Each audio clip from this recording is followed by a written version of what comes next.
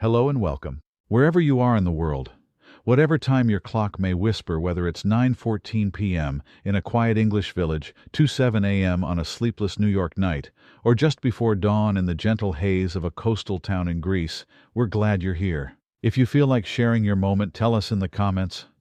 Where are you listening from? What time is it where you are? What's keeping your eyes open tonight? And if you'd like to drift off with us again slowly, gently, like a ship pulled by the tide, tap subscribe so the next story is waiting for you whenever you need it. Now tonight, we're going to board a ship that was once proud, gleaming and heavy with dreams. But something went wrong. The sea turned its back. The sky offered no light. The waves once loyal became strange and hungry. And beneath all that salt and silence, something began to feed. This is not a horror story. This is history, the kind that lives in brittle logbooks and whispers carried across waves and bones too clean to be forgotten. Imagine this. The ship's name has long since rotted off the driftwood. Its hull, now a broken jaw scattered across a reef, was once painted in colors meant to please kings. Aboard were men with plans, maps, and letters to lovers folded in the secret corners of their satchels.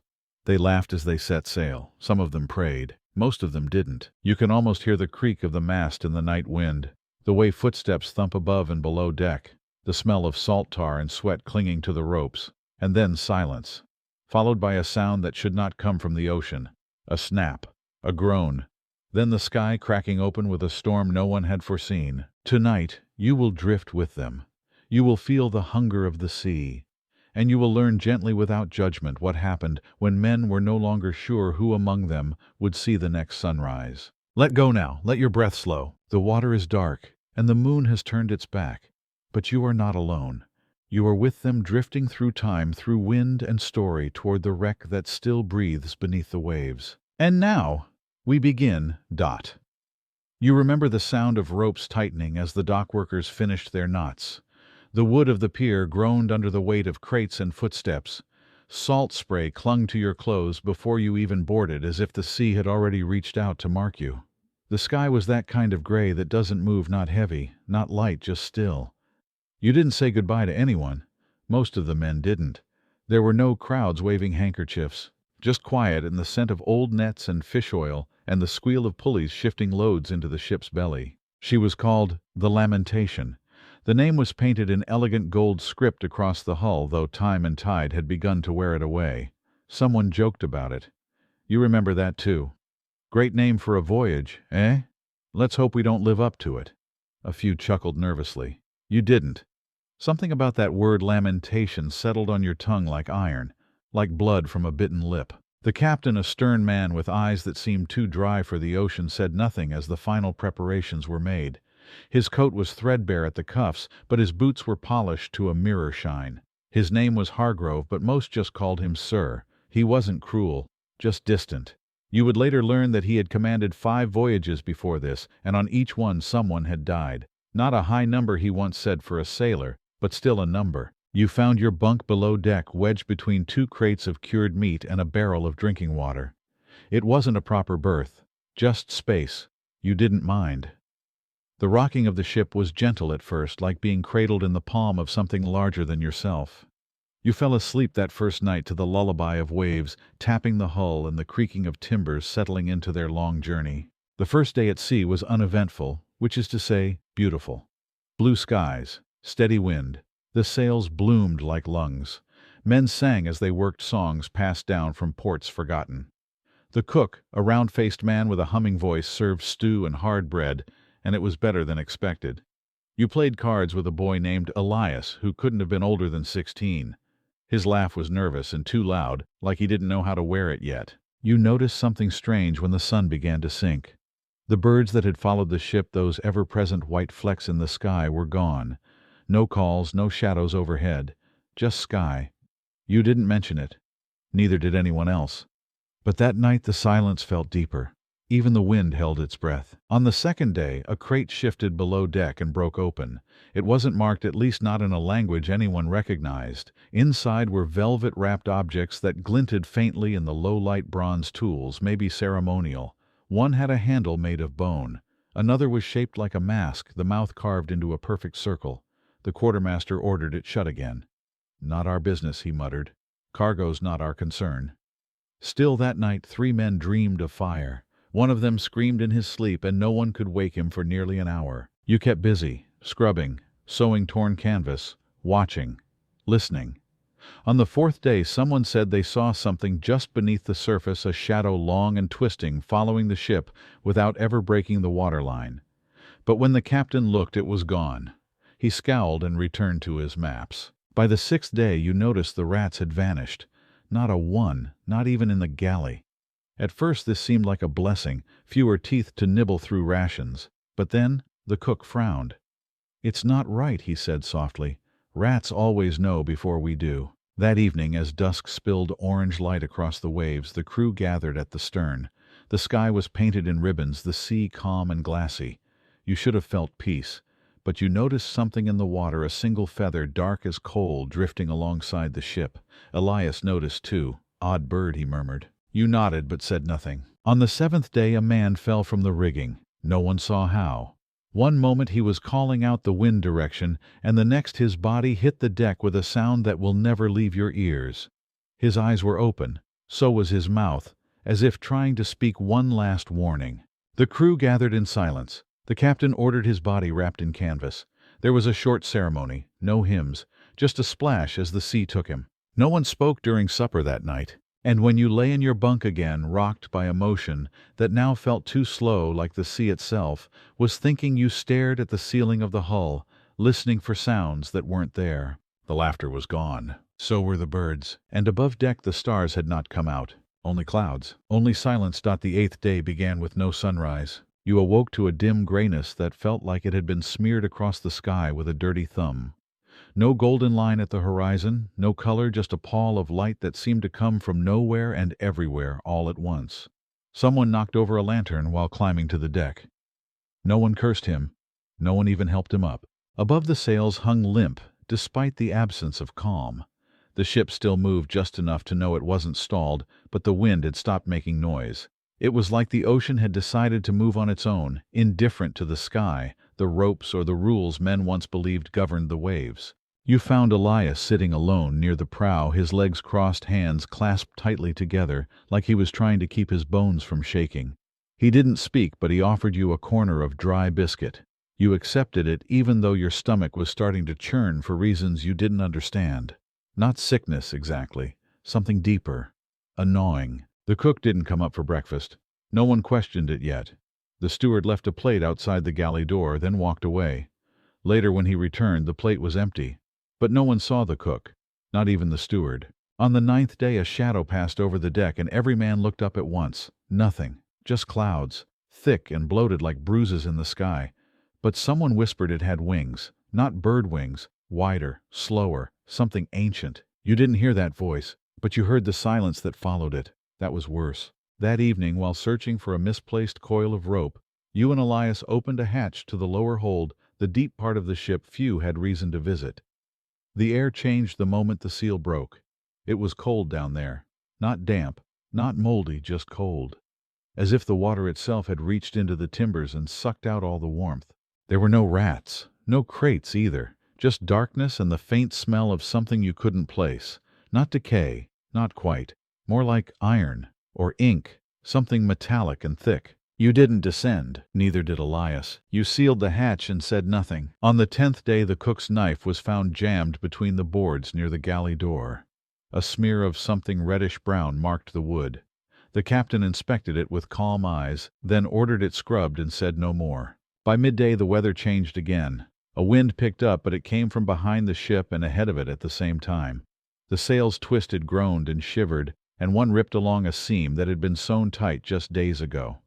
No storm followed, no rain, just that impossible wind and a cold that wrapped around your ankles like fingers. That night 2 men were found standing on the starboard side facing the water, not speaking. Their eyes were glassy. When spoken to, they didn't blink. When touched, they flinched as if burned. One of them whispered finally, "She's under us." No one asked who. No one wanted to know. On the 11th day, rations were counted. Barrels were lighter than they should have been. The bread was damp, the meat sour. Someone suggested it was mold. Someone else said the ship was feeding too. That evening Elias brought you something. A piece of parchment. It was torn, folded in quarters, and stained with what looked like oil, but it was dry. old. On it was a drawing, crude, childlike, a ship, yours, floating not on water but on something black and ridged like the back of a vast beast, beneath it teeth, eyes, all staring up, all open. "I found it under my pillow," he said quietly. "You didn't ask who put it there." "You only asked, did you draw it?" He shook his head. He looked smaller than he had days ago, thinner, hollowed. "You put the paper in your pocket and didn't show anyone. That night you dreamt of the galley, of the cook." But his face was backward, his eyes on the sides of his neck, and in his hands he held a plate made of bone. "You woke up with your heart racing, the taste of salt and something bitter on your tongue. You didn't sleep again. On the 12th day one of the barrels of water was opened and found to be filled with seawater. No one had touched it. No one knew how. You helped lift it and pour it out, but as the water spilled across the deck something clinked at the bottom. A ring, gold with an engraving too faded to read. It was warm. Elias refused to touch it. The captain took it and stared for a long time. Then he put it in his pocket without a word. That night no one sang, no one played cards, no one prayed. You stood on the deck and looked out at the waves. They didn't shimmer, they breathed. And when the moon broke through the clouds at last, its reflection did not appear on the surface of the water. Only yours did. Only yours, Dot. The 13th day began without warning. You hadn't slept. Not really.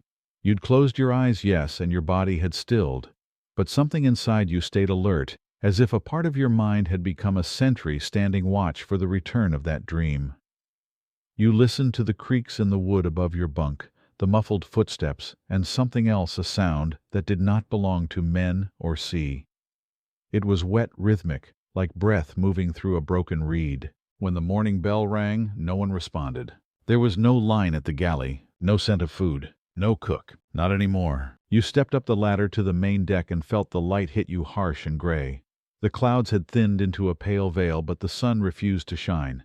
It was like being inside a mouth damp, sour, lightless. The sails barely moved.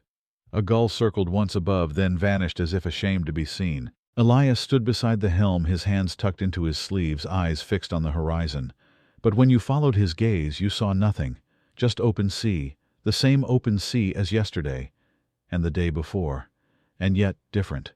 There were patterns in the water now, slow and spiraling. Not waves, not wakes, something else. As if the ocean were thinking, as if it had found something worth circling. Below deck, the rumors had begun to ferment into something more solid. Men whispered of a curse, of an object hidden in the cargo, hold, the unmarked crate, the bronze mask, the bone-handled tool. They said it had been smuggled aboard by someone who should have known better. That it had no name, no owner, but always found its way into the hands of the desperate. You remembered the handle of the tool, how it was carved with lines too fine for human fingers. You hadn't touched it, but you had looked. You had stared too long. On the 14th day another man vanished. This time it was the quartermaster, a quiet, stern man who kept the logbook in perfect order and spoke in clipped sentences. Gone. His bunk still warm, his boots still at the foot of it, but no man to fill them. A search was ordered, though no one expected results. Below deck the air had turned sour. The hold creaked in ways it never had before. You saw it in the men's eyes, the change. A new kind of fear. Not of storms or hunger or drowning, but of each other. That evening a meeting was held on deck. The captain stood at the helm, his shoulders rigid, his voice hard and low. He said there would be watches now, that no man would be left alone, that meals would be taken in groups, that water would be measured again, and above all that, no one would speak of things they could not name. Someone laughed, just one man, a short bark of a sound too sharp, too sudden. It echoed off the sails like a crack. He didn't laugh again. Elias stayed close to you now. He slept beside you, shoulders touching, eyes always flicking toward the hatch that led below. "We shouldn't be here," he said once when you thought he was asleep. "It doesn't want us here." You didn't ask what it was. You already knew. On the 15th day the food ran out. Officially. There were still scraps, dry crumbs, a few spoiled apples with bruised skin, but the meat was gone. The salted fish spoiled, the bread mold. A man tried to eat a rat he swore he'd seen scurry beneath the barrels. But when they turned the barrel over, there was only a bundle of cloth, the same cloth that had wrapped the bronze mask. They didn't open it again. Instead, the captain called for rations of water, half cups distributed twice daily. No one protested, not anymore. That night the sky cleared. For the first time in days you saw stars. But they were wrong. Their positions, their brightness, their colors. Elias pointed to one just above the mast. That one, he said, it moved. And he was right. It had moved. You watched it shift slowly across the sky against the current of all others until it disappeared behind a cloud that hadn't been there moments before. You both went below without speaking. You didn't close your eyes that night. On the 16th day, something changed in the air. It smelled sweet, like flowers, like honey, like a memory from childhood. And that terrified you more than anything else. The smell didn't belong. It clung to your clothes, your skin, your breath. You asked Elias if he smelled it too, and he only nodded once slowly, his lips pressed tight. You followed the scent below. The hatch creaked open on its own. Inside the hold a light glowed faintly. Not fire, not lantern, something softer, paler. It came from beneath the floorboards, through the cracks, like the ship was lit from within. Like a heartbeat. You stepped back. You closed the hatch. You didn't tell the others. Some things were better left beneath the boards. Some lights were better left unseen. That night Elias cried. Silently, without tears. You heard his breath catch his chest tremble. You didn't speak. You didn't reach for him. There was nothing you could offer. Not on the 17th day. Not anymore, Dot. The 17th day came dressed in silence. No wind, no gulls, no creak of sails. Even the ship's timbers, which had always whispered or groaned or murmured, now held their breath. The sea was smooth as black glass, unbroken in every direction, as if the ship were floating not on water, but on the reflection of some deeper void. You leaned over the rail that morning and saw your own face looking back, not wavering, not distorted by ripples, just staring expressionless, as if it had been waiting for you. Breakfast was skipped. No one asked why. Some of the men sat in groups now, whispering in corners, their eyes darting like trapped animals. One stood by the mast, gripping a rosary with bloodied fingers, though you were sure he hadn't held it days before. Another carved symbols into the deck with a rusted nail, a soft chant on his breath that didn't belong to any language you recognized. The captain called a meeting again, this time in the center of the deck. No commands, just a statement. "We are not alone," he said. Then he turned and walked away. That afternoon a scream shattered the silence, high ragged rising from below deck, like steam from a boiling pot. You rushed with the others toward the sound booths, thudding, hearts pounding, all of you grasping for meaning before you reached the door. The scream had come from the hold, the deep hold, the place where the light had leaked through the boards, the place no one spoke of. The hatch was already open. Inside it smelled of flowers again. Stronger now, too sweet, too thick. It clung to your throat like syrup and made your stomach tighten. You descended first. Why, you still don't know. The steps creaked beneath you. The walls seemed to sweat beads of water trailing down the wood like tears.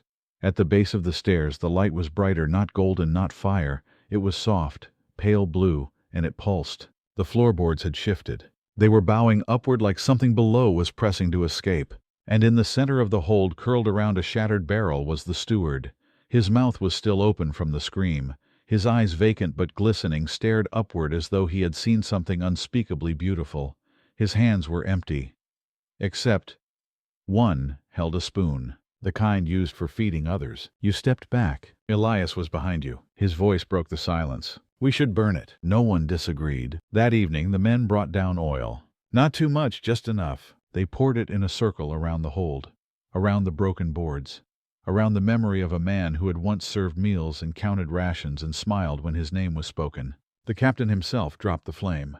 The fire took quickly, too quickly, as though the ship had been waiting for it. The light rose through the cracks, swallowed the boards, licked the beams, but there was no smoke, no heat, just the sound, a low drawn-out sigh that rattled the nails in the walls. Then it was gone. Just like that, extinguished without ash. The hold was quiet again, but the boards were blackened, burned from the inside. That night sleep was impossible. You lay on your bunk and stared at the wooden slats above, counting each line, each knot, trying not to blink too long, trying not to dream. But when your eyes slipped shut, you saw water, endless water, and beneath it a face. Not human, not monstrous, just waiting. Elias woke you before dawn. He said your name, not shouted, not whispered, just said it. You followed him to the deck. The stars were gone again, but something else was there. Far off the starboard bow a light, steady, soft, too high for a ship's lantern, too warm for a star. It pulsed like the one in the hold had pulsed, alive, expectant. No one spoke of it, but all eyes watched it. It stayed there until sunrise, if you could call it that. The light of day now came not from the sun but from the horizon itself, a gray that glowed but did not warm. On the 18th day 2 men fought. One accused the other of hiding food, of hoarding crumbs beneath his pillow. The fight was clumsy, weak, like 2 scarecrows lashing out in the wind, but it ended with blood. Real blood. One man limped away, The other did not move again. The body was left near the mast, not buried, not mourned. That afternoon the captain gathered the remaining crew. 11 of you now. He looked older, eyes sunken, lips cracked, voice dry. There is a vote to be taken, he said. Not one of blame, but of necessity. You knew what it meant before he said it. Rations were gone. Water nearly spent. The sea offered no fish, no birds, no rescue. A decision had to be made. Elias looked at you. His hands were shaking. The vote was silent. Just a nod. Or not. The man who had fought, the one who had lived, was chosen. No one cheered. No one argued. No one spoke his name again. You never saw the knife. No one showed it. No one spoke of it. The act itself seemed to happen outside of time, beyond language, beyond mercy, even beyond cruelty. The man who had been chosen didn't beg. He didn't speak at all. Just sat there back against the railing, watching the sky with empty eyes, as if he'd already left the world behind. It was done quickly. At least that's what they told themselves. You didn't watch, but you heard it. The wet sound, the shifting of feet, the silence after. There was no ritual, no prayer, not this time. Just hands moving with mechanical precision, as if guided not by will, but by some ancient hunger rising from the planks beneath you. The meat was prepared in the galley. You stayed away. The smell drifted anyway, not foul, not burned, just wrong. Familiar in a way that made your body flinch before your mind understood why. Sweet, metallic, the scent that lingered in butcher shops and dark memories. Some men ate, not many. Some pretended to. Elias didn't touch it. He sat beside you, knees pulled to his chest, arms tight across them, rocking ever so slightly. You offered him a crust of bread you'd hidden in your boot days ago. He took it without a word. The sky never changed that day. It stayed fixed in a dim, colorless haze, like dusk without promise of dark, like a waiting room between storms. That evening the ship rocked, just once. A sudden tilt, subtle but unnatural, as if something massive had passed beneath it. Not a wave, not a swell. The ocean had been flat all day. This was something else, something deep. The crew rushed to the rails, peering into the black. Nothing, no shadow, no fin, just water, still and watching. You went below, not to your bunk, not anymore. You couldn't sleep. Instead, you sat by the sealed hatch to the lower hold, listening. No creaks, no breathing. But the wood was warm beneath your palm, as if the ship's heart still beat down there, as if it remembered what had been burned. Elias joined you. He didn't speak, but he leaned against your shoulder. That was enough. On the 19th day, a whisper started. Not from one mouth, from many, at different times, in different corners of the ship. Men murmuring to themselves words that didn't belong to any tongue. Just sounds rhythmic and hollow, like lullabies hummed by empty cradles. The first to hear them was the man with the rosary. You found him by the mainmast, eyes wide, fingers bloodied from clutching the beads too hard. "They're under us," he said. "They've always been under us." He wept after that. He was the second to be voted on. This time there was no silence, no nods, only a long pause. And then no, a refusal. Something had shifted. The line had been crossed.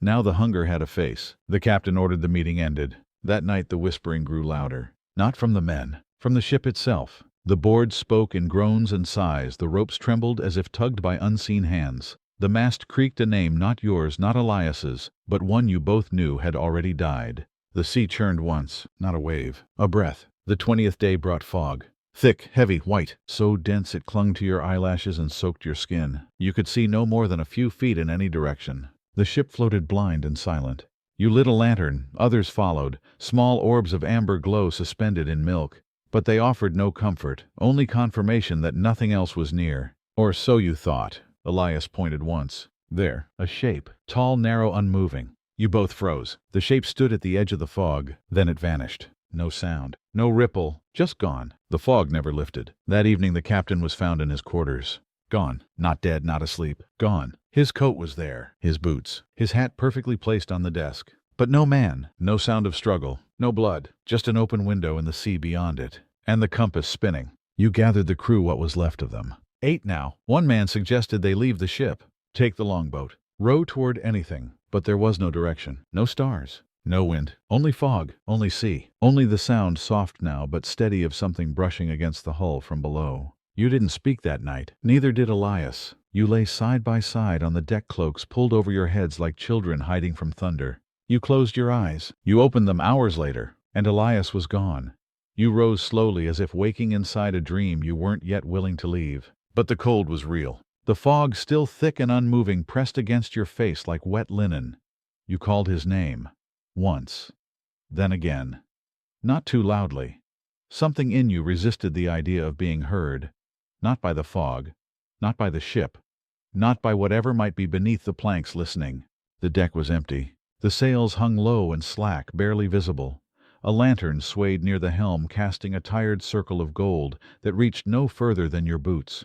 You stepped into it, searching for footprints, for movement, for anything left behind, but the deck was dry, too dry, like the fog was not moisture, but something else entirely, something that had no weight, no touch. You climbed to the crow's nest. You don't know why. Maybe to see further, maybe to run from the stillness below. The ladder groaned as if protesting your choice. Halfway up, the wind stirred the first breath of air in days, and you felt it pass through you like a sigh from someone long gone. When you reached the top, there was nothing but cloud in every direction, just a pale, endless dome broken only by the occasional blink of a lantern down below. And then you saw it, at the edge of vision where fog becomes blindness, a shape, a figure, standing on the far side of the ship near the bow, motionless, head tilted slightly like it was listening, or waiting. You didn't climb down. Not yet. You closed your eyes, counted your breath. You remembered Elias's voice, the way he had said your name the night he found that drawing of teeth under his pillow. You remembered his silence, the way it folded around him like a cloak. He had known, before the others, maybe before even you. You opened your eyes. The figure was gone, but a trail remained. You descended the ladder with care. Your hands trembled not from cold, but from something deeper and understanding forming in your stomach like a knot pulling tight. You stepped onto the deck and followed the trail. It wasn't footprints, just something in the wood, a change of color, almost a sheen like oil slicking the grain. It led to the galley. You opened the door. The room was empty, still, and yet you smelled bread, fresh, warm. The table was set, plates, spoons, napkins folded, and in the center a bowl filled with a thick, dark stew. Steam rose from it. You didn't move closer. You backed out slowly. The galley door closed on its own. No slam, just a quiet click like the ship was tucking something away again. You stood there a long time. When you turned, one of the crew stood behind you, a man you barely knew. His name might have been Rourke. He didn't speak, just looked past you toward the closed galley door. Then he whispered, "It's feeding too." You didn't ask what he meant. You both understood. That night the fog turned. You didn't know fog could do that shift with purpose, but this did. It curled around the mast, wound its way through ropes and railings, pressed itself against doorways like a living thing. It moved low, brushing ankles, clinging to skin. Some men tried to stay above it, climbing to bunks, to shelves, to anywhere. Others just watched. The whispers returned, louder now, from every direction. Your name, Elias's name, and others you hadn't heard in days or weeks. You ran to the stern, looked overboard, and saw it. Far below, just beneath the glass surface, a mass. Not a creature. Not quite. More like a collection of limbs, hands, faces, open mouths, all pressed together, moving without direction. Reaching.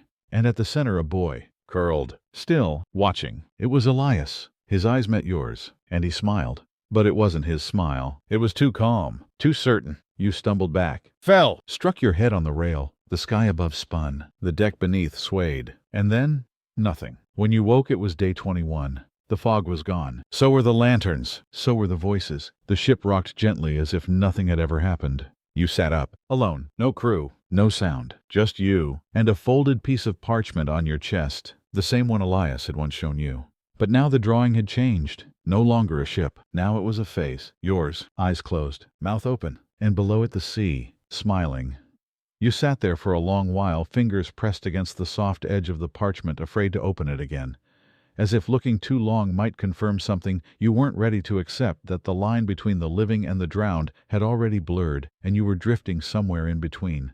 The sea around you was still now, not just calm, but unnaturally smooth, like the surface of a mirror that stretched beyond the horizon. You rose slowly, joints aching in a way they hadn't before, whether from cold or from something else you couldn't tell. The deck was empty, not just of people, but of things.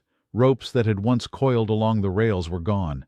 Buckets, barrels, crates, hammocks all vanished, as if the ship had begun forgetting what it was. Only the mast remained, and the sail torn, swaying gently despite the breathless air. You walked from stern to bow, calling names softly. No one answered, no echo. Even your own voice sounded smaller than it should, like the ship was swallowing it the moment it left your lips. The galley door, when you reached it, stood ajar.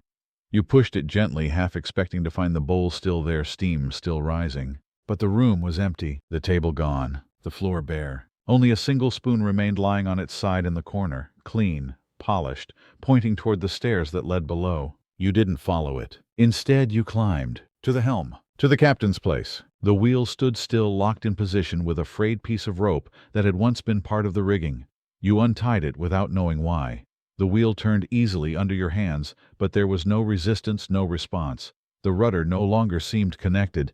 You could spin the wheel in circles and the ship would not care. You looked out across the sea. There was no land, no birds, no sky, just that same smothering gray that held everything in its palm. And then it shimmered. Not light, not wind, a shimmer of form. Something at the edge of perception. You blinked. It was gone. But the air changed. Not colder, not warmer, just aware. And you heard something. A voice. Not outside. Inside. Not words exactly, but an invitation. Below. To the hold. The one place you hadn't returned since the fire. You found yourself moving before you made the choice to move. Feet taking steps as if the planks themselves pulled you along. The hatch creaked when you reached it. Not from rust, but from memory. You opened it and descended. The air was dry now, bone dry, no damp, no mildew, no scent of salt or flowers, just dust, ancient and undisturbed. The boards beneath your boots didn't groan.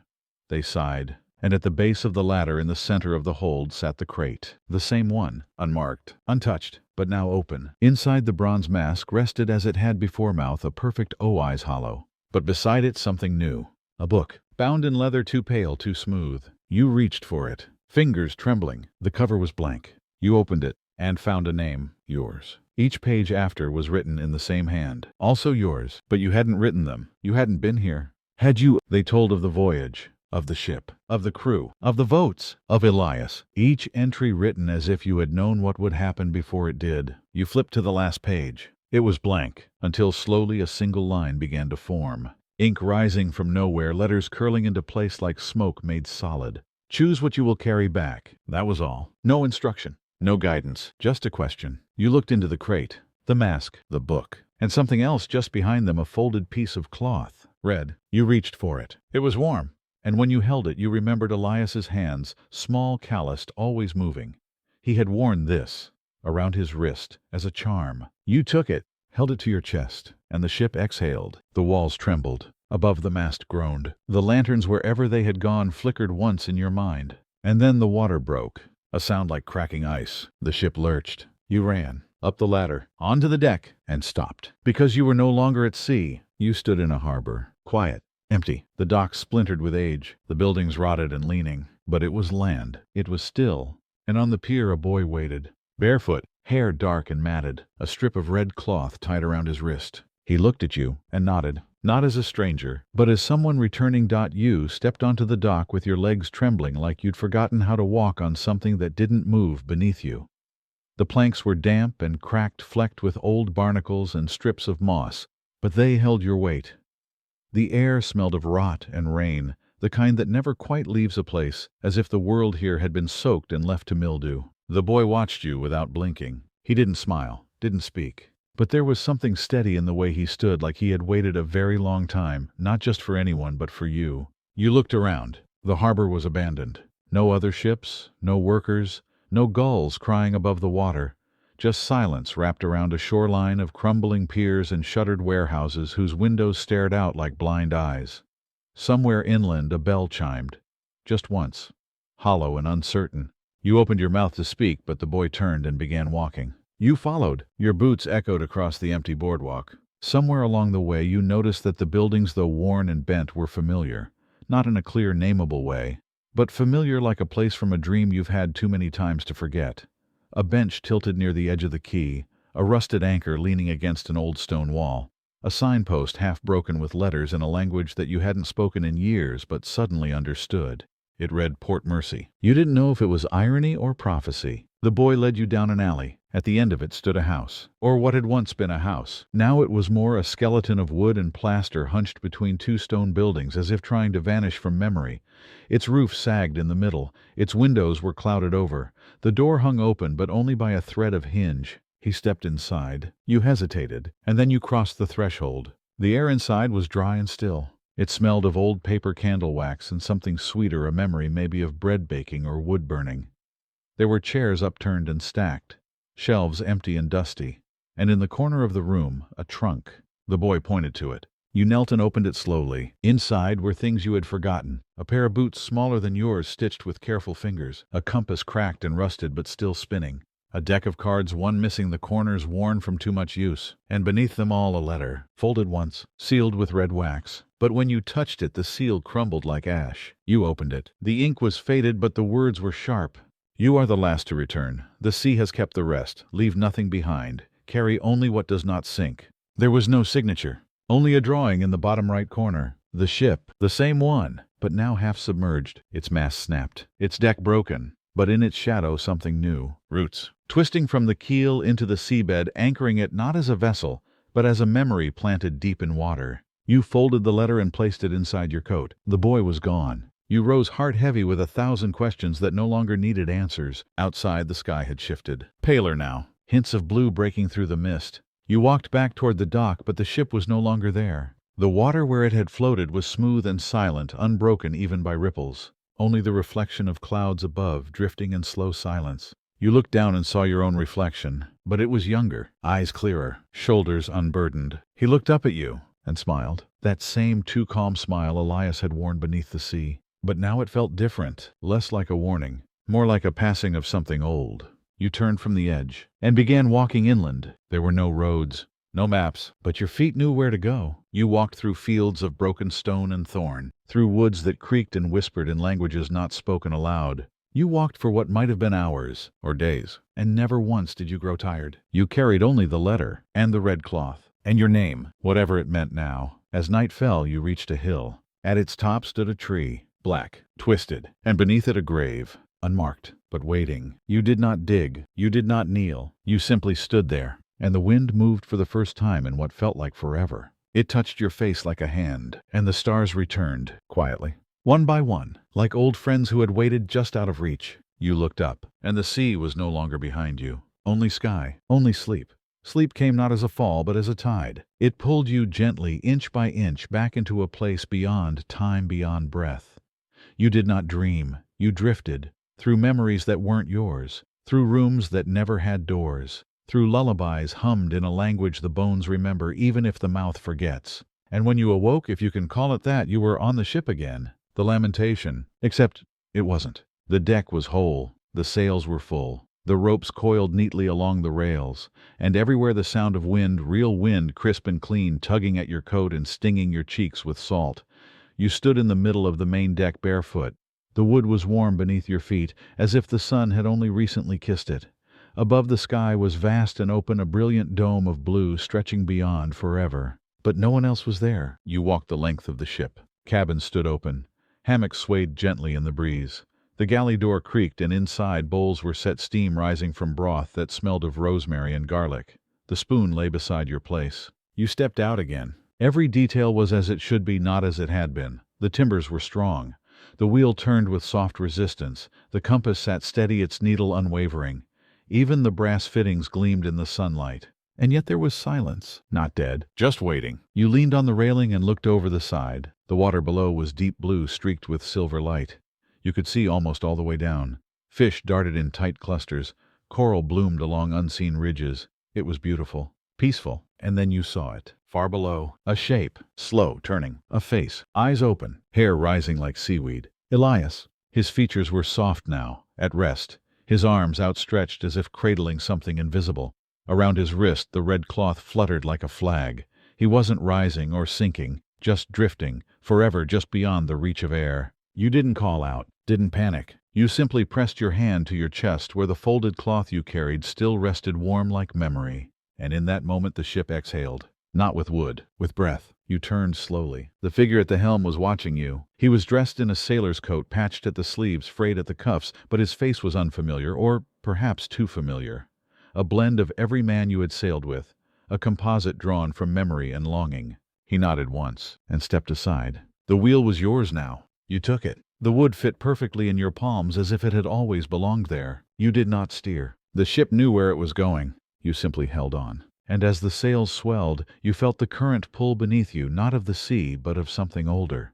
A current of stories, of names whispered in sleep, of voyages that begin only after they are thought to have ended. Above gulls circled, real ones, crying, laughing, calling. Land appeared on the horizon. Not sudden, not distant, but near, as if it had been waiting just out of sight, letting you come to it in your own time. Mountains rose behind it. Forests green and heavy with rain. And on the shore people. Silhouettes, watching. They did not wave, but they stood, as if welcoming something they'd sent long ago and feared they might never see again. As you approached, the ship slowed, sails lowering with reverence, anchors not dropped but released like gifts. You stepped down onto the dock, again, but this time it was not empty. Elias was there, older now, or younger. It didn't matter. He took your hand, and smiled his smile, the true one, and together you walked up the path, past flowers that turned their heads to watch you pass, past watermills that turned without wind, past doors that opened just a little, just enough to see someone watching. And at the top of the hill there was a house. Not broken, not abandoned, a real house, windows open, curtains fluttering. Inside the table was set, not just for you, for all of them. Every soul the sea had swallowed, every voice the fog had silenced. They waited, not for food, but for the story, your story, the one you had carried back. You sat at the head, the parchment still folded in your coat, and when you opened it, it was blank, ready, and someone passed you a pen dot. The pen felt heavy in your hand. Not with weight, it was light as driftwood, but with memory. Its shaft worn smooth by fingers that had gripped it long before yours. The tip still wet with ink, though no inkwell stood nearby, as if it had always been waiting for this moment, this hand, this silence. The others sat quietly. Faces you had known and others you hadn't. The cook now clean-shaven, his apron spotless, his hands folded gently on the table. The quartermaster nodding, once eyes softer than you'd ever seen them. Even the man who had once stood muttering prayers through bloody fingers, he was here too. Rosary, whole eyes clear. They all waited. Elias sat closest to you. You looked at him and he smiled with no urgency. Just patience, just trust. You looked down at the parchment, still blank. The moment hung there, suspended like a breath held too long. And then you wrote. Not words, not sentences. At first just lines, curves, marks like waves, like maps, like winds caught in script. Symbols that meant nothing. And everything. You weren't recording what had happened. You were translating what had lived. The fear, the hunger, the silence, the names, the warmth of a body beside you on a deck gone cold, the knowing, the choosing. You wrote the sea. You wrote the ship. You wrote yourself. And when the ink finally dried, the parchment curled at the edges like leaves in sun. You placed the pen down and looked up. No one clapped. No one spoke. But they were smiling. Every one of them. Not for what you had written, but because now it was done. You had brought it back, and that was enough. Elias stood, walked to the fireplace at the back of the room. A fire glowed there, not hot, not bright, but constant. He reached above the mantel where a narrow slot had been carved into the wood, and he slid the parchment inside. Like a letter, like an offering. The fire flickered not with heat but with memory. The page vanished. The story was no longer yours. It was part of the house now. Of this place. Of what waits beyond drowning. And you understood. This wasn't heaven. This wasn't a dream. This was the place where stories go when they are finished being lived. Not dead. Not gone. Just still. The table began to empty. One by one they rose and walked to the door. Not a word spoken. Not a backward glance. Just the soft shuffle of feet on old wood, and the faint creak of hinges swinging open to fields of green mist and echoing birdsong. The cook was last. He paused at the door. Turned to you, and said thank you for carrying us. Then he was gone. You sat alone. Only Elias remained seated across from you. He leaned forward, elbows on the table, chin in hand. Do you want to go back? He asked. Not accusing, not hopeful, just curious. You didn't answer at first. You looked at the window, at the horizon, at the gentle wind lifting the edges of the curtains. Then you looked at your hands. They no longer shook, no longer bled. They felt like yours again. Yes, you said quietly. I think I do. Elias nodded, stood, offered his hand. You took it. And he led you outside. The sky was pale gold now, the color of old maps and whispered promises. A single boat waited at the shore, small, worn, but whole. You stepped in. Elias pushed you off with one steady hand. The boat drifted, then glided, then flew, over water that shimmered not with light but with memory. The sky changed, darkened. And then, like a thread through cloth, the world folded. You closed your eyes. When you opened them, you were on a shore, face down. Fingers buried in sand. Your lips tasted of salt. Your throat was raw, but you were breathing. Around you gulls cried. Real ones. Waves lapped at your ankles. A distant bell rang from a tower you'd never seen before. And beside you, a red cloth, tied in a knot, still warm. You sat up. The horizon was clear. The sea calm, and somewhere in the distance sails, not yours, but others, coming in, setting out. The world had turned, and you were in it again, not whole, but enough. You stood, tucked the cloth into your coat, and began walking inland. The path inland was narrow but well worn, as though many feet had passed this way before, some returning, others departing, none quite the same as when they began. The land unfolded in soft hills and crooked fences, the grass tall and yellowed, waving in lazy arcs like it hadn't been disturbed in seasons. The sun was lower now, brushed with amber, making everything golden, even the dust that rose with each of your steps. Your legs ached, but they moved. Your hands still remembered the weight of rope, the calluses from sailcloth, the rhythm of swells beneath wood. But more than that, they remembered the stillness, the silence. You reached a wooden gate hanging slightly off its hinge and passed through without thought. Beyond it a village, small old half asleep. Children's voices echoed faintly. A bell above a crooked chapel rang the hour. You weren't sure which hour. No one looked at you. No one needed to. They knew. The sea has a scent, and it clings to those who return. Not just salt, but story. You passed a woman scrubbing clothes on a stone. She didn't stop, but her eyes flicked to your coat, the red cloth. She gave a small nod, not of greeting, of understanding. You turned down a lane lined with leaning trees and found a bench. You sat and breathed. And for the first time in many days, or was it weeks, you listened. To the breeze moving through the branches, to the clink of glass in a nearby window, to the crackle of leaves as a fox passed unseen through the brush. The world was not loud, but it was alive, and so were you. You reached into your coat and pulled out the letter. The blank one. The one that had once held your name and nothing else. You opened it and found words. Not the ones you had written, not even words you remembered, but ones that fit, like footsteps in sand you hadn't realized were your own. It read, "You brought the ship home. You fed it memory. You gave it breath. Now go carry silence into noise. Carry stillness into storm. Let the weight of what you saw make others stand taller. And when they ask where you've been, just say, I remembered someone who had forgotten." You folded the page, tucked it into a crack in the bench. Let the wind decide where it would go. Night was beginning to fall now, soft blue bleeding into the edges of the gold. A man passed you on the road, pulling a cart full of lanterns. He nodded, and one of them swayed toward you. You took it without asking. It was warm, the glass fogged with use, the kind of lantern that had seen storms, that had stayed lit in worse nights than this. You stood, turned back toward the direction of the coast. You couldn't see the sea anymore, but you could hear it faintly, like a story being told behind a closed door. You walked, not hurried, not slow, just steady, and somewhere behind you, far off but real, the sound of a ship's bell rang across the water. 3 short chimes, the signal for return, the signal for safe harbor, the signal that someone had made it home. You did not turn, you did not need to, you simply kept walking. The stars returned overhead, and this time, they stayed. The lantern flickered gently in your hand, casting a soft amber ring around your feet as you walked.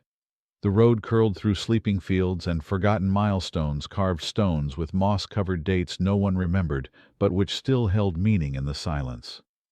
You passed beneath an arch of skeletal trees, their branches rattling like old bones in the dusk wind, and for a moment you felt the ship again, its creaking mast, its shivering sails. But this was land. This was different. You had returned, and still the sea whispered behind your eyes. The next village came into view like a memory, returning houses huddled close, warm light glowing through shuttered windows, smoke rising from crooked chimneys. A dog barked once, then went quiet.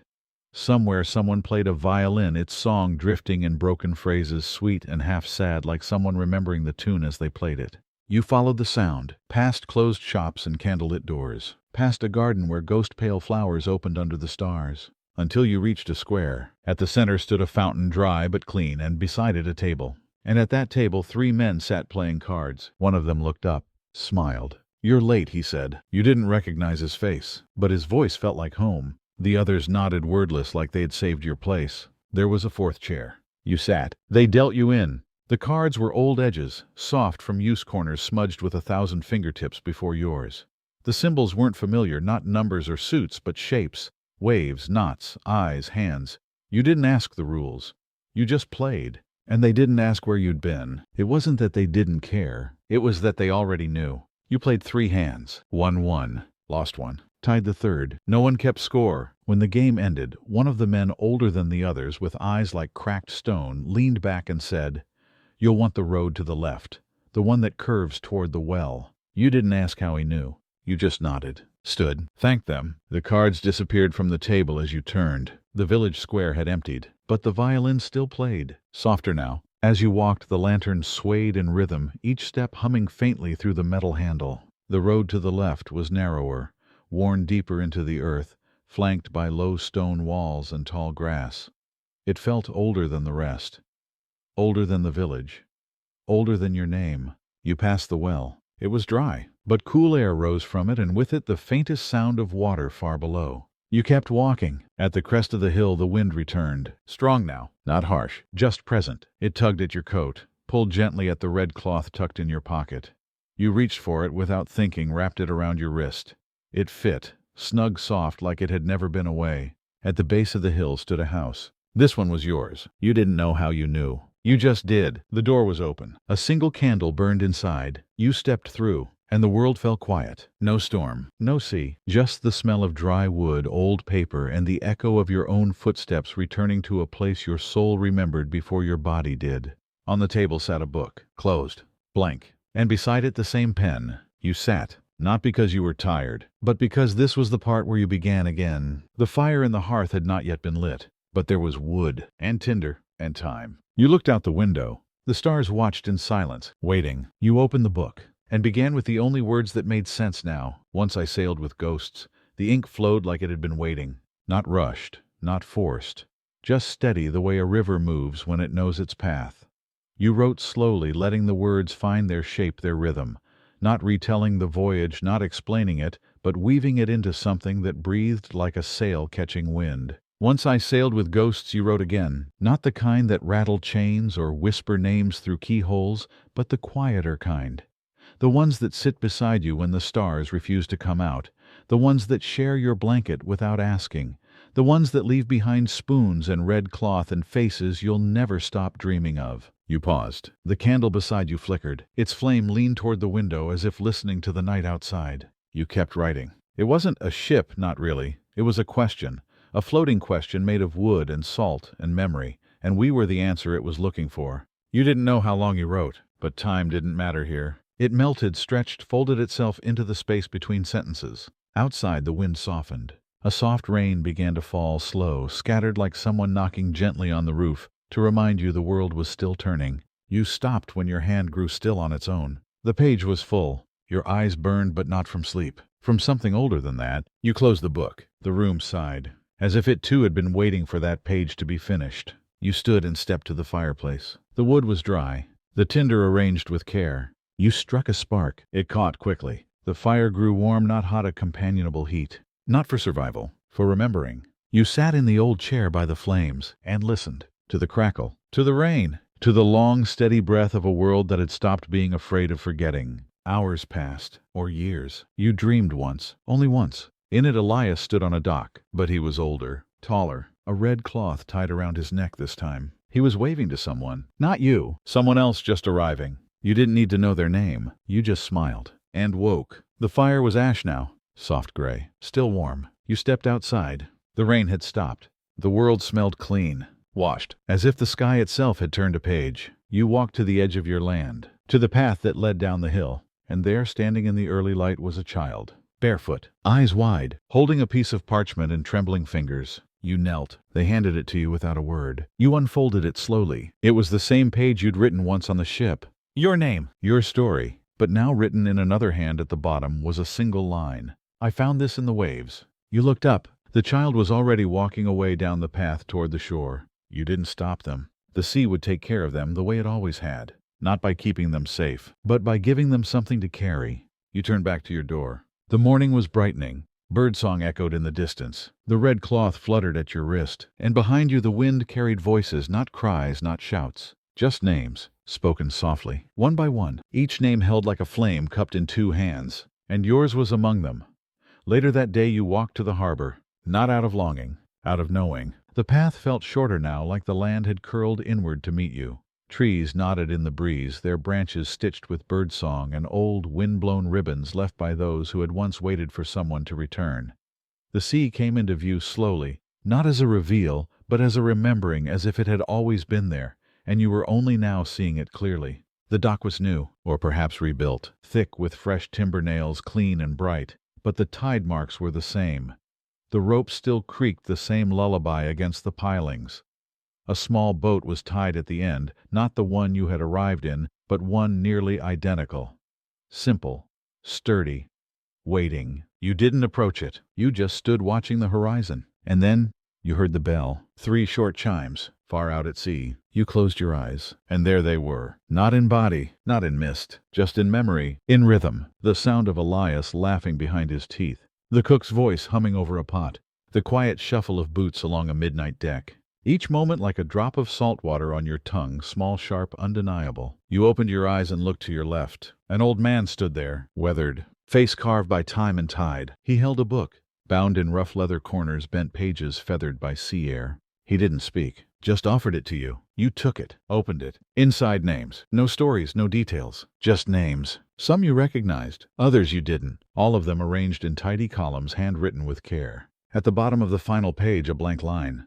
Beneath it, a single phrase. Write the one you carried. You stood there a long while. Then you bent your head and wrote, Elias. The ink sank quickly into the page. The book grew heavier in your hands, but not burdensome. Like a log kept by a captain long past waiting for its final entry. The old man nodded once, took it back, and walked down the beach, vanishing behind a bend in the dune, without ever turning around. You remained there, wind in your coat, watching the sun begin its descent into the water. No one came. No one needed to, because the sea no longer frightened you. Not its depth, not its silence, not even the parts of yourself you had left in it. You walked back slowly, barefoot now, the sand warm and soft. A gull cried once overhead. A boy with a stick chased shadows near the waterline. And somewhere far out, hidden in the gold shimmer of dusk, a mast moved barely visible, just enough to remind you that the lamentation had never truly gone. It had become something else. A road, a question, a memory with sails. Back at your home, the fire was lit again. Not by your hand, but it was burning. Steady,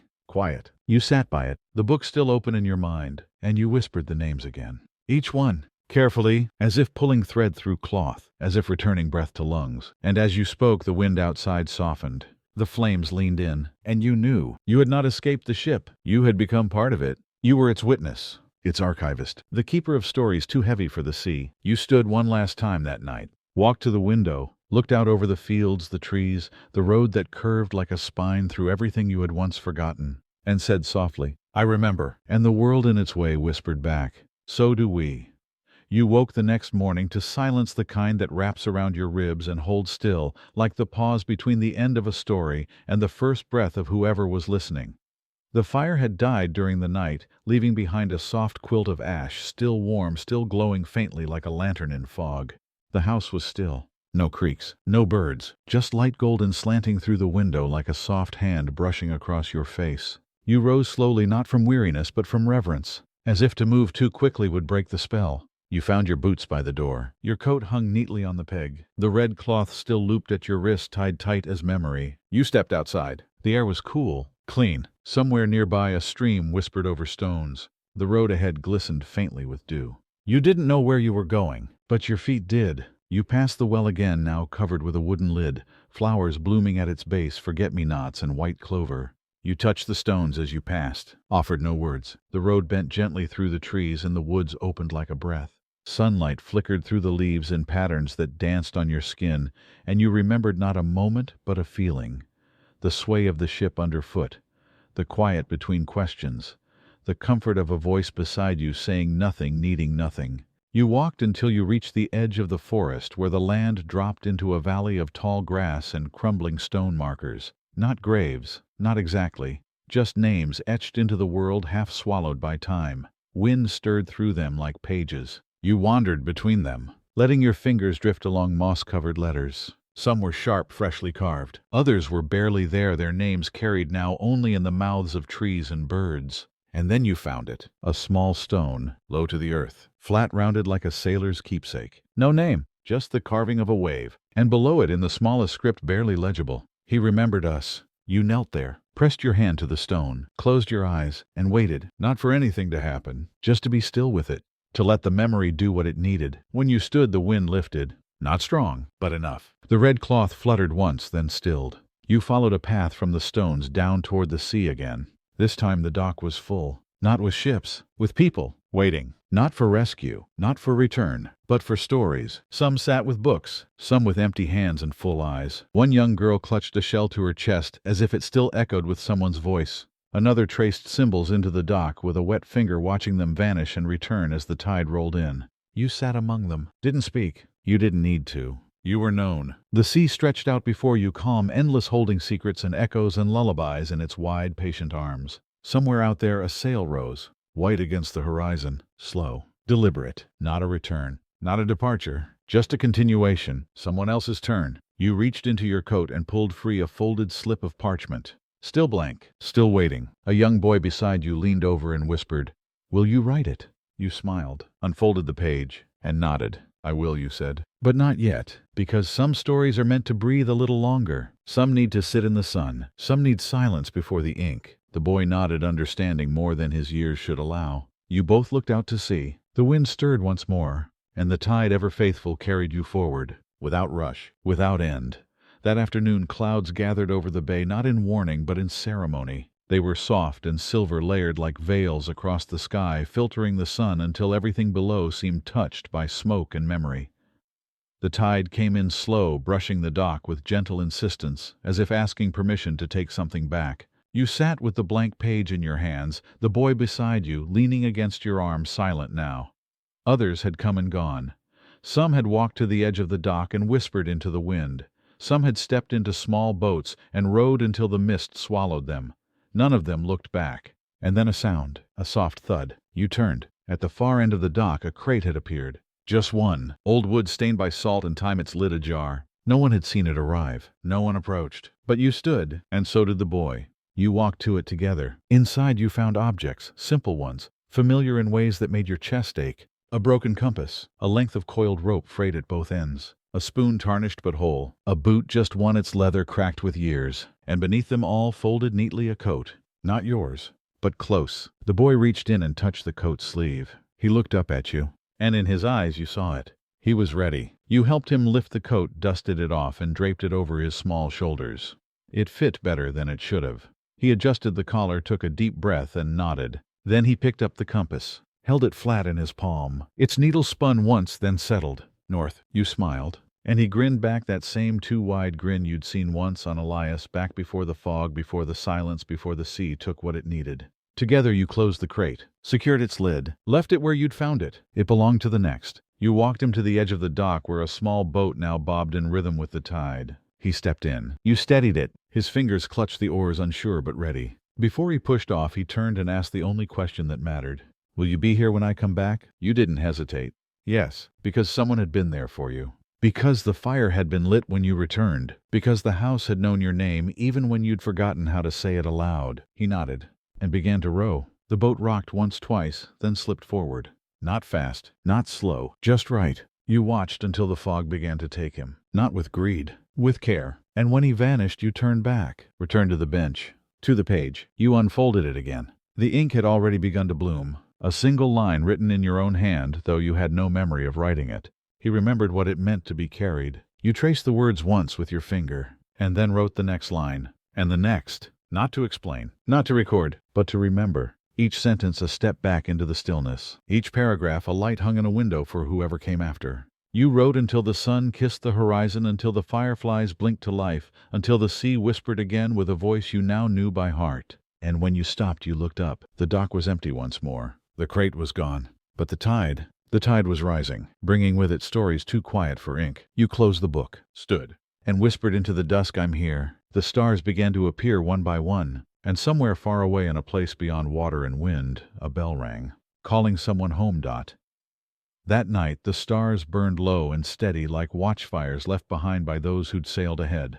The sky held no moon, only space, vast, velvet black and scattered with quiet light. You sat on the bench beside the cold lantern, the book closed, and resting in your lap, the red cloth now faded to something softer, worn from wind and years and memory. The sea was calm again, but no longer empty. It breathed now, not like a beast, not like a threat, but like a friend who had finally learned how to sleep. Each wave was a whisper, each hush of foam a lullaby. And in the distance, though no ships could be seen, their presence hung in the air like sails painted in silence. A woman appeared beside you. You hadn't heard her approach. She didn't sit. She simply stood at the edge of the dock, her hands clasped behind her back, her eyes fixed on the sea. Her dress was the color of ash and salt, her hair tied with a ribbon that looked too much like seaweed to have come from land. "You brought them home," she said quietly. It wasn't a question. You didn't answer. She nodded anyway. "They don't all come back," she added, "but they all arrive." You looked at her, and though her face was unfamiliar, her voice felt like something you'd once heard in the galley of a ship lost to memory. She knelt, placed a small stone at the foot of the bench, and stood again. When she walked away, you noticed the stone bore a single letter, an E. You left it where it was. By morning it would vanish. Or it would stay. But either way it had done what it came to do. The tide had reached the foot of the dock now. It lapped against the first plank like a polite knock on a familiar door. And you knew what came next. Not an ending. Not even a farewell. Just the next name. The next story. The next one waiting to be carried. You stood, picked up the lantern. It sparked to life without touch, just warmth, just breath. You slung the book under your arm and walked the dock once more barefoot again, feeling every groove in the wood as if the ship had followed you onto land. At the end you sat, cross-legged, lantern beside you, book open, blank page ready, and with the first light of dawn stretching thin across the sea you wrote. Some were lost, some were taken, but some were chosen to remember. You let the ink dry, did not turn the page. Instead you looked up and waited, not for the fog, not for the boat, but for the shape. It would come. It always did. The one who wandered in sleep-heavy and sea-worn. The one who had heard the bell and followed it here. The one who didn't know what they had lost until they saw it in your face. And you would hand them the lantern and listen, because it was your turn now. Not to sail, not to search, but to welcome, to say the line that matters most. That mattered to you. That will matter to them. I've been waiting. And they'll sit, and they'll cry, or sleep, or stare at the horizon. And one day they'll write, and one day they'll carry someone else. Because the sea never forgets. But it needs someone to remember. The sky was the color of old linen when they arrived. A figure slight and shivering stepped barefoot onto the dock, their clothes clinging to their frame like they had been worn across 1,000 tides. Their eyes were wide, but not with fear, with hunger. Not the kind that can be fed with bread or warmth, but the kind that longs for meaning. For silence with a name. You were already waiting, not by design, just by rhythm. Some part of you had risen that morning before the sun lit the lantern without flint, laid out 2 cups of water, and opened the book to its next blank page. They saw you, paused, then walked forward every step slower than the last, as if unsure whether the dock was real or just another dream in the long gray chain of ones they had lived at sea. You didn't speak. Not yet. You waited until they sat beside you, shoulders tense, hands clutched tight in their lap. The ocean whispered behind you both, each wave folding gently into the next like someone tucking in a child. You offered them the cup. They drank, and when they were ready they looked at you not as a stranger but as something simpler. A lighthouse, a witness, and they asked the question you'd been asked before. Was it real? You took a long breath, felt the weight of the firelight behind your ribs, the memory of the mask in the hold, the name Elias written in your old handwriting, the compass that spun once and then stilled. And you answered the only way that mattered. Yes. They nodded, and then they cried. Not loudly, not like thunder, more like tidewater spilling from a crack in the hull, soft, slow, steady. You placed your hand on their back and let them weep. The sea did not rush. The wind did not rise. Time held its breath until they finished. When the tears stopped, they reached into their coat, pulled out something wrapped in cloth, unfolded it slowly. Inside a single feather, black as pitch. Curved, too large to be from any bird you knew, but not strange. Not anymore. They placed it on the dock between you, and you both watched it flutter gently in the breeze like it remembered flight. You opened the book, turned the page, and slid it forward. They stared at the empty space. Their fingers hesitated. Then they wrote, not a full name, just an initial, a single deliberate letter. Yes. They looked at you, not asking, just acknowledging. You nodded. Thank you, they whispered, and something in the waves echoed the word. You closed the book, slipped the feather between the pages, and the wind changed. Not in direction, in tone. It carried music now. Faint, but real. The kind played on lonely decks when the crew has grown quiet, when there's no need to fill the space, only to move gently inside it. They stood, taller now, steadier, and for the first time they smiled. You'll be here when I return, they asked. You grinned, the same way Elias once had. The fire's always lit. They walked back down the dock, not toward a boat this time, but inland. Toward the road you had once taken when your name still tasted like seawater and your skin remembered drowning. You watched until they disappeared, then picked up the book, traced the letter, felt the page hum softly beneath your touch. Another story planted, another seed in the field of remembering. The lantern flickered, the sea breathed, and far off on the horizon a single mast appeared, no sail, no flag, just the vertical line of arrival. And you knew another one was coming, another soul who had heard the bell in their dreams, another pair of hands that had once held rope fire, or a name they had not spoken aloud in years. You stood, walked to the end of the dock, and said softly, not to the waves but to the spaces between them, "I'm still here." The tide curled in like an answer. The sky remained open, and the book remained warm. It rained the next day. Not a storm, not wind and fury, just rain. A soft, steady hush that fell from a sky wrapped in silver. The kind of rain that makes everything quiet, as if the world itself has stepped outside and removed its shoes. The dock darkened with moisture, each plank slick and glowing, and puddles formed in the divots worn by countless boots. You stood beneath the overhang of the old boathouse, lantern lit beside you, smoke rising from the chimney behind. You watched the mist settle into the sea, blurring the line between water and sky, like the two had remembered they once belonged to each other. No one had arrived that morning. Some days were like that. Some days the tide brought only silence. But even silence needs a keeper. You sat beside the book, opened it to the feather, ran your fingers along the edge of the page where S had been written. The ink had not smudged despite the damp. It had settled. Beneath the feather, something new, a shape traced into the paper. You hadn't drawn it, but it was there. A ship, small, simple, but its sail bore a mark, a single circle at the center surrounded by 4 dots. You didn't recognize it, but you felt it. A crest maybe, a signal, a reminder. You traced the lines, then closed the book again. The rain continued. Later you walked the path behind the dock, up the hill, through the rows of old stones and half-swallowed names. You paused at one, the wave carving the words, "He remembered us." It looked wetter now, sharper somehow, as if the rain had re-chiseled the letters. You sat beside it for a while. Let the water drip from your coat. Let your fingers rest in the grass. Let your breathing match the rhythm of the sea far below. When you returned, someone had left something on the bench. A shell, large, spiral-shaped, still wet. You picked it up and turned it in your hands. The ridges were soft, but the inside was smooth as pearl. And when you held it to your ear, you didn't hear the sea. You heard laughter, low and real, a joke told on a deck in the dark, a voice. "Elias," you smiled, carried it inside, placed it gently on the mantel above the hearth. That night the fire burned long and low. You watched it curl and sway like sails in wind.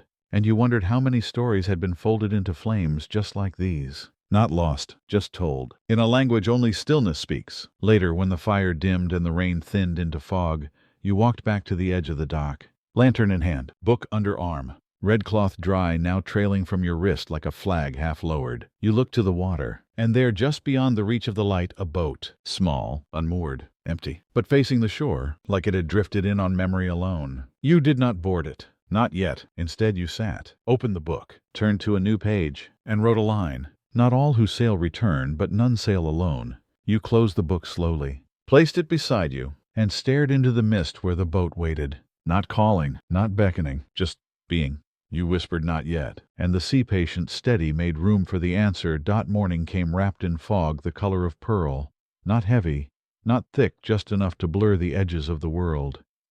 You woke before the sun. The coals in the hearth still breathed faintly, and the shell on the mantel glistened with beads of salt water, as if the sea had reached through the night to leave behind a reminder. Outside, the dock glistened with dew, and the small boat still waited, bobbing just enough to suggest breath, as if it too had slept. You stepped onto the dock barefoot. The wood was cool and soft under your soles, familiar in that ancient way only certain places can be. You carried nothing this time. No lantern. No book, no cloth tied to your wrist. Just your hands, your name, and the quiet that had grown inside you like a tree rooted in wind. At the edge you sat. The boat drifted closer. Not from current, from recognition. It had come for you before, but you hadn't been ready. Now it only waited. You dipped your hand into the water. It was cold but not sharp. The kind of cold that reminds you you're alive. You leaned forward and whispered something, not to the sea but to the space between you and the boat. A name, not yours, Elias, and the water stirred in reply. You stood again and walked back up the dock, past the bench, past the feather tucked into the spine of the book, into the house where stories waited to be lit like lanterns. You stoked the fire, boiled water for tea, set out 2 cups, even though you were alone, because one never really is here. The chair across from you remained empty, but the space around it hummed. You opened the book again, found the page you'd left the night before. You'd written the line, "Not all who sail return, but none sail alone." Beneath it, new ink had formed, finer, thinner. But there, a second line. Even ghosts carry each other. You smiled, not surprised. You added no more. Some pages write themselves. That afternoon a child arrived. Alone. Wearing boots, too large coat, too small hair tangled like seaweed. They said nothing. You offered them water.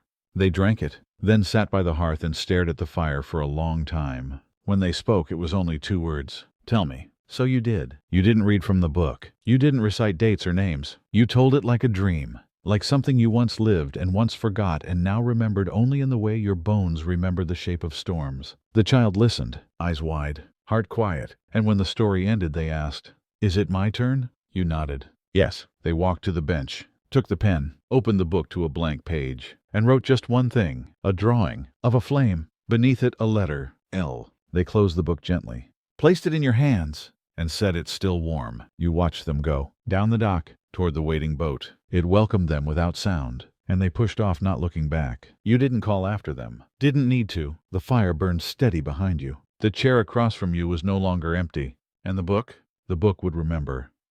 That evening the wind came in slow and low, a hush that crept through grass and over rooftops, weaving itself through the broken shingles and loose stones of the harbor town. It wasn't cold. It wasn't warm. It simply was. The kind of wind that doesn't change the world but reminds it to breathe. You sat by the fire again. The shell on the mantel hummed, not with sound but with presence, a weightless echo of something still swimming far below the surface. The book lay open beside you. The page with the flame drawing and the letter L sat in the glow of the firelight, and the ink shimmered faintly like it had been written, not in black, but in the color of ash just before it cools. You stood, stepped outside. The sky was painted in bruised plum and ember, the last light of the sun falling into the water with quiet ceremony.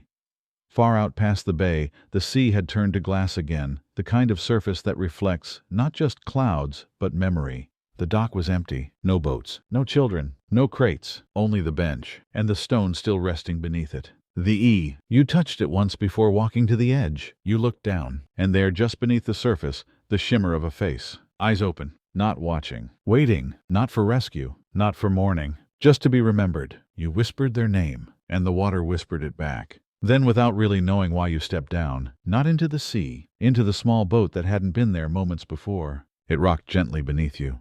You sat, and the oars moved without touch. You passed out into the bay, past the line where dock wood gives way to salt, past the kelp forests and the silt-covered dreams of ships long claimed by silence. The water grew darker, deeper, and then still. You drifted for what felt like forever. Not north, not east, just out, until the horizon folded, and the fog took shape. It came not as a wall, but as a veil, and through it the outline of a figure, standing, not on a ship, not on land, just standing, on the water. Their arms were by their sides, their head tilted slightly. You did not speak. You did not need to, because they were you, or had been, or would be. Their face carried your pain, your wonder, your hunger, your names. They raised their hands slowly, palm open, and in it a small object, the compass, still cracked, still turning, still alive. You reached forward, took it, and the moment your fingers touched its face, the boat stopped.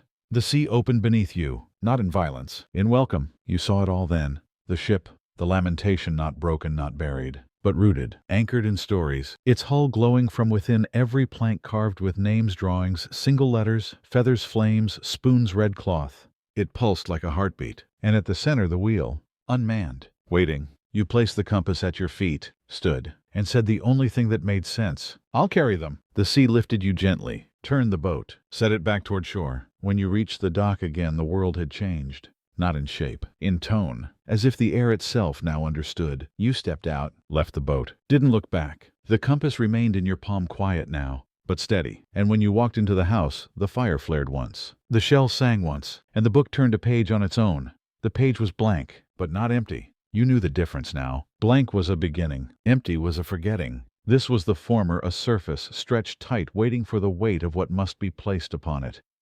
The book seemed to breathe its spine, warm from the firelight, the corners softened by time, and the salt-stained fingers of those who came before you. You placed the compass beside it. It did not move. It didn't need to. You already knew which way to face. Outside the wind had stilled completely, and in the hush even the stars dared not speak too loudly. The sea had fallen back to its glass state, a perfect mirror of the sky, not because it had calmed, but because it had listened. The next arrival came at midnight. You felt them before you saw them, a shiver in the boards of the dock, a breath that wasn't yours taken just behind you. You opened the door. There they stood, a woman older than you by many years, her back straight, her eyes hollow but not dim. She wore a coat you recognized, not in style, in memory. The stitching, the way it fell unevenly at the hem, it had once belonged to a boy who sang when afraid. Elias. You did not ask how she came by it. You only stepped aside and said, "The fire is warm." She nodded, entered, took the seat across from you. Her hands were cracked, calloused. Her fingernails had dirt beneath them. But she touched the edge of the table like it was porcelain, like any sudden movement might cause the world to splinter. "I didn't think anyone would be here," she said. "There's always someone," you replied. Her eyes filled. Not with tears, with silence. The kind of silence that takes years to learn. She reached into her coat, pulled out a matchbox. It was old, worn. Inside only one match. She placed it on the table. "It's all I had left." You nodded. "Then it's enough." She looked toward the hearth. The fire flared softly. She took a breath and said, "He was my son." You didn't ask who. You didn't need to. The red cloth was tied around her wrist. She held the book gently when you offered it. Didn't open it at first. Just held it, like it was alive, like it might bite. Then slowly she turned to the next page. And didn't write. She tore a single piece from the matchbox, placed it between the pages, then closed the book and handed it back. "That's his story," she whispered, "the one he never got to tell." You placed it beside the feather, beside the drawing of the flame, beside the letter. You didn't catalog it, didn't sort it. That wasn't your role. Your job was only to keep the fire lit, to hold the door open. She stayed for the night, didn't speak again. Just sat beside the hearth, staring into the flames as if watching a sunrise that hadn't arrived yet. By morning she was gone. Not vanished. Just gone. A trail of footprints led from the house to the edge of the dock, and no further. On the bench she'd left something else. A scarf. Red. Not the same cloth. Not even close. But it carried the scent of salt and smoke. You folded it gently, tied it to the back of the chair she had sat in, and opened the book again. The matchbox fragment was still there, and beside it, written now in tiny handwriting so fine you almost missed it. He remembered the song I sang to him when he couldn't sleep. You ran your fingers over the letters, closed the book, let the silence settle. It had depth now, it had music, and that night as you sat beside the fire alone once more, you found yourself humming something. Not a lullaby, not a prayer, just a tune, soft, for someone who hadn't yet arrived, but would, because they always did. And when they did, you'd be ready. The door open, the chair warm, the fire waiting. The story is always still unfolding. By the 23rd night the book had grown heavy. Not in the way of burden, but in the way of memory, a quiet, honest weight that settles in your lap like a sleeping child or an old dog that trusts you completely. Its pages carried the curve of stories, the tremble of names, the pressure of things unspoken but not forgotten. You didn't open it that evening. Instead, you sat by the window with the shell in your hand listening. Some nights it hummed, others it was silent. Tonight it pulsed, like breath. You pressed it to your ear, heard footsteps on old wood, heard rope drawn through calloused hands, heard someone laughing, not Elias, not the cook, not anyone you'd met. Someone new. And then a whisper. "She's almost here." You stood. The fire behind you burned low, casting long shadows that stretched across the room like arms reaching for something just beyond the walls. You wrapped your coat around your shoulders, stepped out into the salt. The night was warmer than expected. The stars overhead blurred as if they too were blinking back tears. At the edge of the dock you saw her. Not a child, not an elder, just someone in between, wearing shoes soaked through, carrying nothing. She didn't walk like she was lost. She walked like she had walked too far to stop now. You met her halfway. She didn't flinch, didn't speak. You offered your arm. She didn't take it, but she walked beside you. That was enough. Inside the house, the fire greeted her first. Its warmth spilled across the floor like welcome, like memory uncoiling itself after too long in the dark. She sat without being asked. You poured 2 cups of water. She drank hers slowly. You didn't ask where she came from. You never did. Instead, you asked the only question that ever mattered. "Do you have something to place in the book?" She reached into her pocket, pulled out a pebble. Small, flat, red. It was warm to the touch even in her hand. She placed it on the table. "I found it in my brother's shoe," she said. You nodded. Opened the book. Turned to a blank page. The feather still marked one chapter, the matchbox fragment another. The shell rested on the mantel, and now the stone would have its place too. She didn't write. But she leaned forward and whispered a name. The page shivered. And then the ink formed not letters, not words. A map. Of nowhere in particular. Of somewhere that had been sailed through. A coastline of loss. A compass of silence. A harbor marked with a single word. Stayed. She closed the book with care. Then stood. You expected her to walk to the door, to follow the path the others had taken. But she didn't. She looked at the fire. Then at you. May I stay a while, she asked. You smiled, of course. And so she did. For days, maybe weeks, she swept the hearth, gathered wood, sat on the bench with the book in her lap, not writing, just listening. And each time someone arrived, she was there beside you.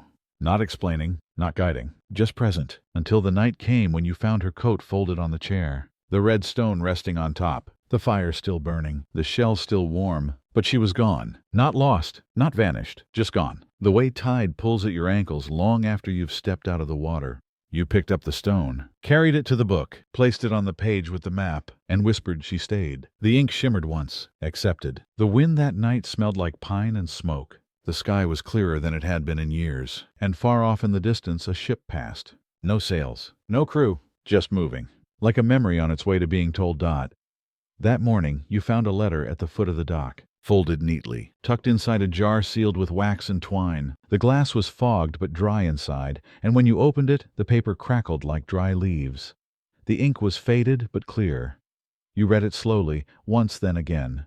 It wasn't addressed to anyone. Or maybe it was addressed to you, or to the sea. If you find this, it began. I've forgotten my name, but not my story. I remember the boat. I remember the hunger. I remember the silence loud and full of teeth. But I remember something else too, a hand on my shoulder, a fire that didn't ask for anything but presence. If you are the keeper, thank you. If you are the lost, keep going.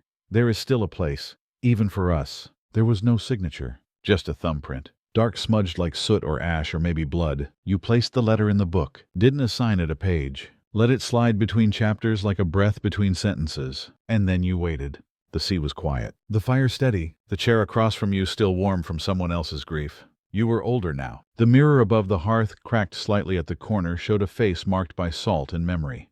Your hands shook more. Your steps were slower. But the book was fuller, the pages more certain. That afternoon a boy arrived with no shoes and a paper boat in his hands. He didn't speak, just set the boat on the hearth and watched it burn. Then he left. You wrote nothing. The fire would remember for him. The next day an old sailor came. Told you jokes while he cried. He had no token to leave, so he gave you a tooth. Said it was from the day he bit the mast out of rage and cracked it in half. You placed it in a pouch with the others, a collection of things too strange for the pages but too real to ignore. A week passed. Maybe a year. Time was no longer vertical. It was tide coming and going. One morning the fire did not light.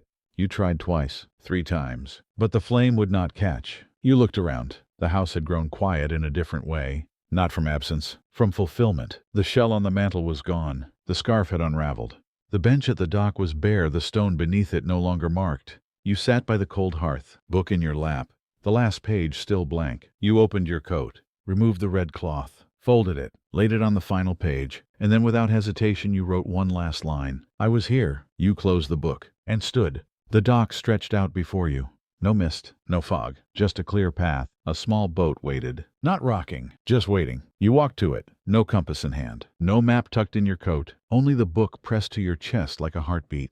You stepped into the boat, and this time you pushed off. No one watched, no one waved, and yet you felt them. Every soul you had carried, every story you had warmed, every name etched into the hush of your breath. They did not whisper, they did not call, they simply were. And so were you. You looked back once. Just once, at the house, at the dock, at the place that had held the memory of the ship that fed on its crew. And then, as the sea opened wide and the horizon wrapped you in gold, you whispered, now I remember. The sea opened without resistance, like it had been expecting you. No fog, no shimmer, no tricks of the eye, just a path of light stretching far ahead, smooth and silver, framed by stars beginning to show themselves one by one. You sat in the boat with the book beside you, closed and still warm from your hands. The red cloth wrapped loosely around it now, not to bind it but to dress it, like something sacred, like a body prepared for burial or a story wrapped for safekeeping. You didn't row, you didn't steer. The boat knew. It moved not by wind or tide, but by memory, yours and others. It glided over old currents, over faces half remembered, and names that never made it onto pages, but lived in the hush between paragraphs. Below the ocean was deep and dark, but not cruel.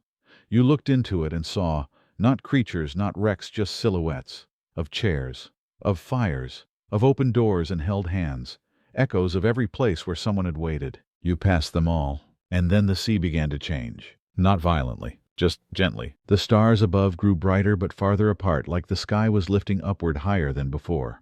The boat slowed. Ahead a shore, a new one. Not like the one you left. Not a harbor. Not a return. This was something else. A beginning. The boat kissed the sand with barely a sound. You stepped out. Your feet sank softly into the earth. The sand was pale, flecked with black stones and smooth bits of broken shell. It sparkled faintly under starlight, not like treasure but like teeth. Behind you the boat began to drift away. You didn't try to stop it. You let it go. Some things are meant to carry you only so far. You walked forward. No map. No need. The path revealed itself by softness, where the ground bent slightly under your weight, where the grass gave way. Trees appeared ahead, tall and thin, their branches full of paper instead of leaves. You reached up and plucked one. A page. Blank. Waiting. The wind caught it and carried it skyward, where it joined the others fluttering above like birds. And then you saw it. A door. Standing in the middle of a clearing. Not attached to a house. Not guarded. Just a single wooden door frame, its surface covered in carvings. Waves, feathers, spoons, stars, initials, faces you recognized without knowing names. You stepped closer, and it opened. Behind it a room. A single chair. A fire already burning. A book resting on a table. Not your book. A new one. The pages full of quiet. You stepped inside. The door closed behind you with a sound like an old friend exhaling. You sat, not because you were tired, but because the story needed you still. You opened the new book, and the first page had only one sentence. We remember you. You smiled. Not a sad smile, not one of relief. Just real and warm, like the kind you'd given so many others when they first stumbled in with trembling hands and something to give. You picked up the pen, dipped it in ink, and began. Once I kept a fire lit for strangers. Outside, the paper-leaf trees rustled gently. The tide shifted far off behind the hills, and across the sea at the dock you had left behind, now empty, now still, a small red feather landed on the bench. No one saw it. Not yet, but soon someone would. And they would sit, and they would wait. And the story would begin again, not because it had to, but because someone somewhere was ready to remember, to carry, to keep the fire burning.